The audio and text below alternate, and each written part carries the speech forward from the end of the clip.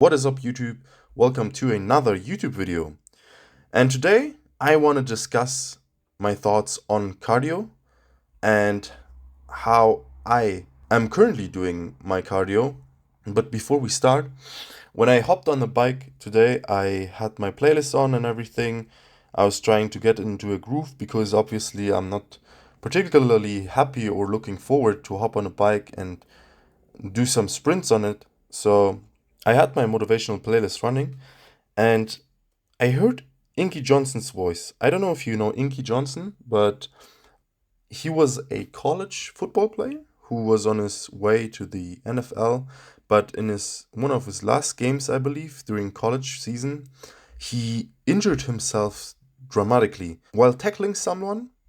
I think he suffered a tremendous nervous system damage or nerve damage in his spine or something, and now his right arm is paralyzed, I believe, something like that. Don't quote me on that.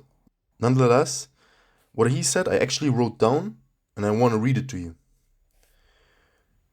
When I look at people, I always ask the question. I say, "Man, tell me what Nike stands for."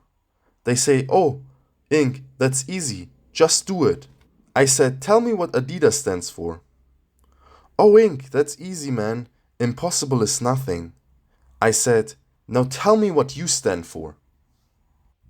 And when I heard these words, it absolutely blew my mind because it was such a deep question basically. It was basically questioning who you are as a person.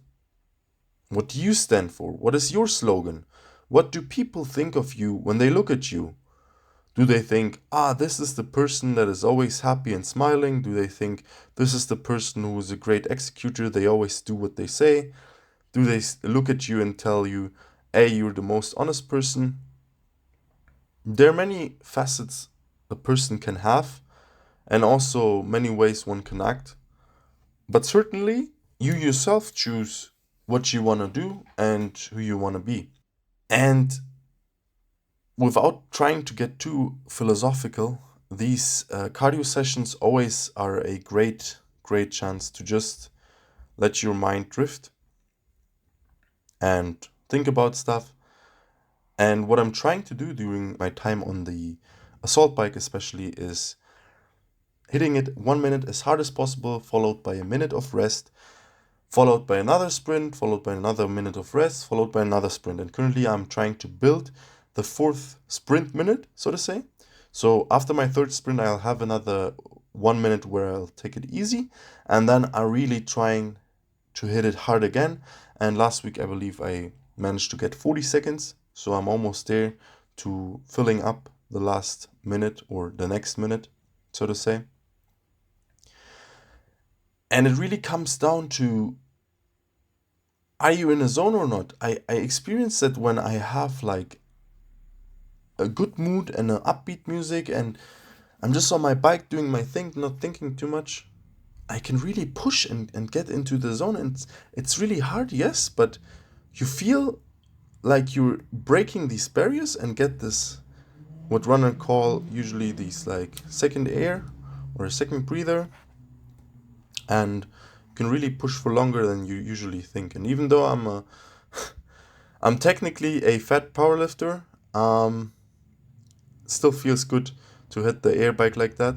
And also see, I'll show you now in the video or in the background, also see how the heart rate, for example, is impacted.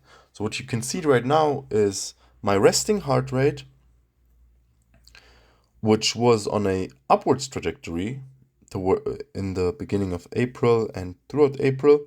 And you can see that towards the end of April, I started implementing cardio once a week, just the session that I just mentioned. So 3 sprints on the assault bike, 3 1-minute sprints, and 30 minutes of moderate cardio on the Stairmaster. Moderate cardio is like, a heart rate of 150, 147 is my average, I believe.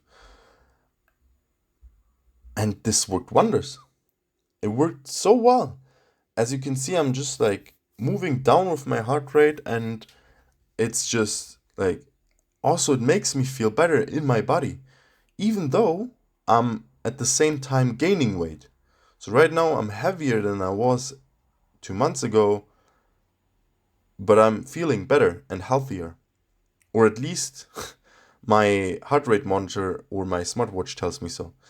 Um, Resting heart rate can be an indicator of health. It's of course not the only indicator, but I cannot tie this development or this like evolution of my heart rate to any other cause than me introducing 1 week of cardio or cardio once a week. And what I really want to say is that maybe or oftentimes things that we don't really want to do are the things we should do, and avoidance does not or rarely has a positive impact on us. And cardio also made me realize this, and during my cardio sessions I of course have time to think about stuff, and cardio really made me realize that I'm really missing these days where I played football and you had to run the pitch up and down and you had to catch your breath. This is also really important as an athlete to have these episodes, because you cannot really be a full athlete if you can barely move and be very strong in your static exercises, but not have the ability to walk up a stairs or a flight of stairs. There's no way you can call yourself a proper athlete that way. Because a proper athlete should also be versatile, should be agile, should have many different features and strengths. And part of becoming a better athlete, at least in my opinion, is also including the freaking cardio, even though I also don't like it, into the programming, which also helped me. Or one thing I also noticed, apart from my resting heart rate, was the increase in the ability to recover from my workouts. And with that, I'll just end it on this last sprint. Wish you guys all the love, all the power. Have a good one.